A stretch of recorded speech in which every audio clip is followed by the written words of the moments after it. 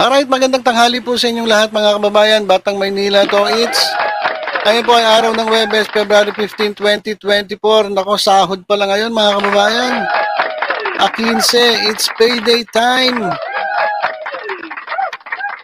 At ngayong araw na ito, tuwan-tuwa ang mga trolls mga kababayan. Sweldo na naman ang mga trolls. At malamang ngayong mga oras na ito, nakapila na sila dyan sa cashier. Magkikita-kita na naman itong mga trolls. At nako, syempre pakitaan ng sahod dyan, di ba? Minsan, magkano sinahod mo? Ano sinahod mo? Ako, ang dami kong pinost eh. Oo, ang dami kong pinost. Puro invento nga pinost ko eh.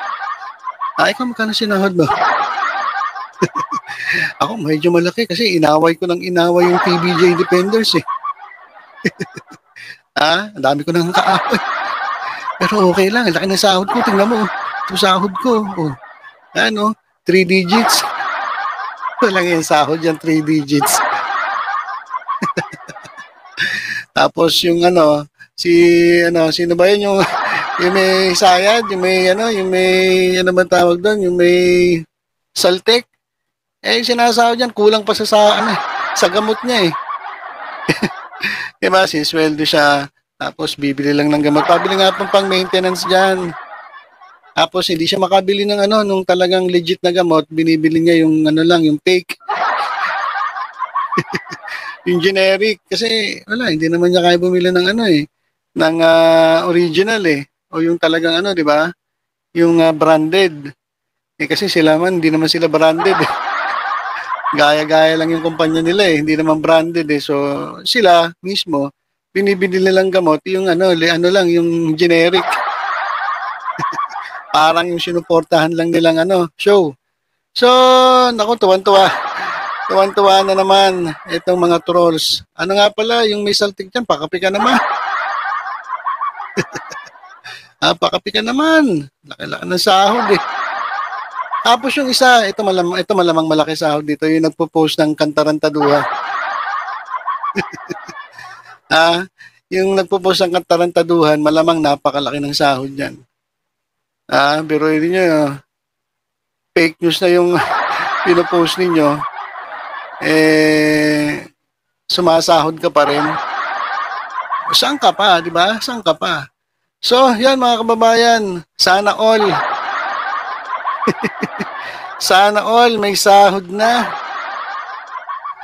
Alright, ito mga kababayan, pag-usapan natin kung ano na ba nangyayari dito sa mga noontime shows. Tingnan lang natin, silipin lang natin yung mga live concurrent viewers.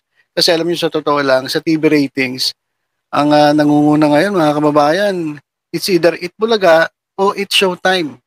Medyo dikit ang labanan, pero usually Eat Bulaga ang nananalo, sumisingit-singit etong It's Showtime. Pero itong tahanang pinakamalungkot, wala na po talaga, hindi nga dapat na pinag-uusapan yung tahanang pinakamalungkot na yan. So ito, nandito po tayo ngayon sa YouTube mga kababayan. Silipin natin kung ilan ang nanonood. Concurrent viewers dito po sa mga noontime shows. Ito silipin natin dito po sa TV5 Philippines. Ito mga kababayan, di na tayo papasok Dito na lang po tayo sa yan, dito sa pinaka wall ng YouTube. Ito mga kababayan, ang nanonood po sa Eat Bulaga, February 15, araw po ng sahod ng mga trolls. Ang nanonood sa TV5 ay 37,000. Ayan mga kababayan. At live pala si Nanay Christy Permin. Hi po, Nanay Christy Permin, kamusta? Ayan mga kababayan. Ayan merong endorser si Nanay Christy. Nay, Bekeni men. Ayan, pakinggan nga natin yung sakit tayo. At kapag puyat, walang desisyon na maganda tayo nagagawa. Masarap na tulog po ang handog nitong Ultrabayo at pampatibay po ng ating immune system. Malayo sa ubo, sa sipon at anumang sakit. Kaya mga kapatid, Ultrabayo na po tayo. Maraming salamat po. Yun! Ayan. Endorser na pala si Nanay Chrissy ng Ultrabayon. Ayan, pampatanggal stress. Kaya kay Best Pills, bili ka kay Nanay Christy ng Ultrabayon. Pampatanggal ng stress. Alright, so yan mga kababayan. Muli kay Nanay Christy, hi po. At dito kay Romel Chica, hi po sa inyo. Congratulations kay Nanay Christy. Ako, dumadami yung inyong viewers. Dumadami, ang dami nang nanonood sa kanila, ang dami nilang views, hindi lang dito sa CFM, sa Christopher Minute, kundi sa SNN, sa Showbiz Now na. Daan-daan libo no? Ilang oras pa lang, daan-daang libo na ang nanonood sa kanila. Kaya congratulations kay Nanay Christopher Minute at dito kay Romel Chica. Sana all endorser. Alright, so ito, Itbulaga live stream sa TV5 ang nanonood, 37,000. Tingnan natin sa channel ng TVJ. Ito mga kababayan. Dito po sa Itbulaga, lakihan nga natin yung screen para mas lalo nyo makita. Ayan mga kababayan. Ayan. So dito sa Itbulaga Live TVJ on TV5, February 15, 2024, Itbulaga TVJ. Ito po yung YouTube channel ng TVJ. 49,000 po ang nanonood. So kung 49,000 plus itong 37,000, so 86,000 po ang nanonood sa kasalukuyan. Ang oras po ngayon ay 1:30 p.m. 1:30 p.m. So isang oras na lang matatapos na itong kanilang programa na nasa kalagitnaan na. At ito mga kababayan, ang nanonood, 37, 49, 86. Grabe. 86,000 sa YouTube pa lang yan. So, tingnan natin yung yung tahanang pinakamalungkot. May nanonood pa ba rin? Eto. Yan mga kababayan. Tahanang pinakamasaya live February 15, 2024. Ang nanonood po 501. 501 mga kababayan ang nagtsatsagang nanonood. Dito po sa tahanang pinakamalungkot. Tingnan nga natin ito ang GMA Network. Kapuso live stream. Ayan Wow. Ano po to ito po yung kanilang rescue. Ito mga kababayan. Kapuso stream February 15, 2024. Tahanang pinakamasaya ang nanonood po dyan ay 4,300. So 4,300 plus 500, 4,800 po ang lahat po ng nanonood dyan po sa tahanang pinakamasaya sa YouTube. Habang dito naman sa Itbulaga, ang nanonood po ay 96,000. Talaga namang napag-iiwanan na Yung buta lamang na nga Itbulaga, ayun ang bilang ng nanonood dito sa tahanang pinakamalungkot Kaya napapabalita na magsasara na ito Diba? Papabalita na ito na magsasara na ito. Kasi nga, tingnan ninyo, wala nang nanonood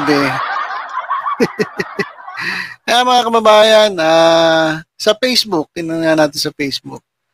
Ayan mga kababayan, pasok tayo sa Facebook. Ayan. So, nandito na po tayo sa Facebook. Silipin lang natin kung ilan ang nanonood sa tahanang pinakamasaya. Check natin. Tahanang, sa Tape Incorporated. Yan. Tape Incorporated. Naka-live. Ito mga kababayan. Tape Incorporated is live now. Ang nanonood sa kanila 400. So, idagdag natin yung 400 dun sa 4.8 ba yung kanina? O di 5,200. Yan po ang nanonood ng tahanang pinakamasaya sa Facebook. Tingnan natin yung sa naman sa Itbulaga. Dito sa TVJ. Alright, TVJ po dito sa Facebook. Yan. Pasok tayo dito sa Facebook page ng TVJ. Ayan. Hanapin natin yung live. Ayan mga kababayan, live po ang TVJ sa kanilang Facebook page. Ang nanonood po ay 6,200. Ayan mga kababayan, silipin natin yung sa TV5 sa Facebook. Ayan. Ilan ang nanonood? Ayan, ang nanonood 6,300. Hindi po talaga nagkakalayo, no? Ang nanonood, hating-hati, yung nanonood sa TV5 at sa TVJ Facebook pages. Halos magkadikit lang 6,200 saka 6,300. So, ang total po niya ay 12,500. Habang ang nanonood dito sa Tape Incorporated ay 400. So, talaga namang pagdating po sa online concurrent live viewers, wala po talagang binatbat itong tahanang pinakamalungkot dito po sa Itbulaga. Kaya naman ito pong Tape Incorporated, mga kababayan, ang ginagawa nila ngayon ay sila po ay nagbabayad, mga kababayan. Nagbabayad po sila, meron po silang pakulo na kung saan i-share mo yung live ng tahanang pinakamasaya. At kapag ikaw ay napili, ikaw ay mananalo ng 1,000 piso. Ang problema nun, syempre, hindi ka sigurado kung mananalo kasi nung nakaraan, 3 lang pinili nila eh. Sabihin natin 1,000 yung nag-share. Pero hindi hindi pwedeng 1,000 yung nag-share eh. Kasi nga, di ba, 500 lang yung nanonood. O, kung 500 yung nanonood, ibig sabihin, baka 10 lang yung nag-share. At doon sa nag-share, ang mangyayari, mamimili pa sila. Pag nakapili sila 3, di yun ang seswertehin. Tapos yung bago nyo makuha yung premyo nyo, i-schedule pa. Di natin alam kung kailan nila i-schedule, mga kababayan, yung pagbibigay ng premyo. Kaya hintayin mo yon siguro, baka sa December. Kasi alam nyo ba yung balita, mga kababayan? Ang laki daw pala ng utang ng Tape Incorporated sa GMA. Grabe, milyon-milyon ang utang ng Tape Incorporated sa GMA. Kaya, bali-balita nga, baka hindi na ma-renew itong kanilang kontrata. Magtatapos po yan sa Disyembre 2024. At baka hindi na ma-renew, may bali-balita nga na ang papalit sa GMA, ito mga kababayan, hindi naman ito kumpirmado. Pero baka raw kalagitnaan ng taon. Kalagitnaan ng taon. Baka raw palitan ng It's Showtime itong tahanang pinakamasaya dyan sa GMA. So paano na yon? Pag pinalitan sila ng It's Showtime, saan sila pupunta? Pupunta sila GTV. GTV, wala naman masyadong nanonood dyan di ba? So, wala na, talagang etchapuera na. Etong Tape Incorporated, etong kanilang programang tahanang pinakamasaya. Kaya dun sa mga troll, alam niyo kung ako sa inyo, hindi na ako na maniningil na mag-volunteer na lang kayo. Huwag na kayong maningil. Kasi lugi na kumpanya. Kung pwede lang, volunteer na lang. Di ba? Tapos yung gamot ng may saltik, siguro magko-contribute na lang kami. Yung mga TVJ Defenders, magko-contribute na lang, magpa-fundraising ako para pambili ng gamot ng mga troll. Marami po kasing dyan may saltik dyan sa mga troll. May saltik, fake news, kung ano-ano pinagpo-post, di ba? Kung doon kayo maasa sa kumpanya para pambili ng gamot nyo, wag na lang, maawa naman kayo. Ang laki na ng utang, di ba? So, siguro magko-contribute na lang kami, mag-aambag-ambag kami para tulong na rin namin sa inyo. Kasi halos lahat ginagawa nyong issue kung ano-ano ginagawa nyong issue So para makatulong naman kami, alam niyo naman kami mga TVJ Defenders, kami mabubuti ang kalooban namin Totoo lang, naawa nga kami sa inyo Kaya pwede lang pakiusap, tigilan nyo na yung kalokohan ninyo. Yung mga kanguso dyan, alam niyo sa totoo lang away kayo ng away. Sino-sino yung naaway ninyo, may stress lang kayo. Siyempre, pag na-stress kayo, magkakasakit kayo sa puso. Tapos, siyempre, may gamot yan. Magme-maintenance kayo. Tapos, ngayon siguro, may sahod ba kayo ngayon? 15. Halimbawa, sumahod kayo ngayon. Paano pagkatapos na yung kontrata, wala na kayong sahod? Ano pambibili nyo ng gamot? Di ba? Kawawa naman kayo. Kaya sabi ko sa inyo, habang maaga patigilan nyo na yan, kaysa mapahama kayo, magkasakit kayo. Yung isa nyong kasama nga, napaparaning na, pisaltik na, tapos yung iba, wala na. Kung ano-ano na pinagpo-post, fake news na. Diba? Kawawa naman kayo. Kaya kami, handa kaming tumulong text us lang. Text nyo lang kami, kung gusto nyo ng gamot, pang maintenance, text nyo kami at ako mismo, etong ating YouTube channel na Batang Maynila Toys, magpapa-fundraising ako para sa gamot ng mga ng mga trolls. Gamot ng mga may saltik na trolls. Diyan sa Gedli. Alright, so yun lang po muna mga kababayan, yung update natin dito sa Itbulaga. Nangunguna pa rin mga kababayan nito Itbulaga pagdating po sa live concurrent viewers. Laban po dito sa tahanang pinakamalungkot mga kababayan. At doon naman sa It's Showtime, hindi ko na tiningnan. Kasi hindi po patas ang laban sa totoo lang pagdating po sa sa live concurrent viewers kasi ito pong It's Showtime, alas 5 pa lang ng umaga naka-live na. O di syempre ang dami nanonood nun. Pero alas 5 pa lang ng umaga naka-live ka na. At pagkatapos ng It's Showtime, may susunod, naka-live pa rin sila. So syempre mag-aabang na yung iba kaya hindi patas yung laban. Pero sa TV ratings, yan ang pwede natin pagbasihan. Mukhang talagang mukhang dikit na dikit ang laban kasi minsan nauungusan ng It's Showtime itong Itbulaga.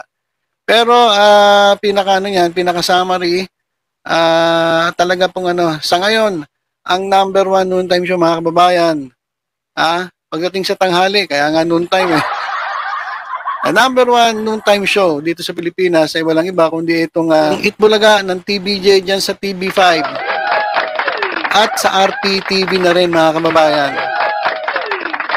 Alright, so yun lang po muna. Tutok-tutok lang po dito lang sa Batang Maynila Toys. Sa iba pang updates, ingat po tayong lahat. God bless.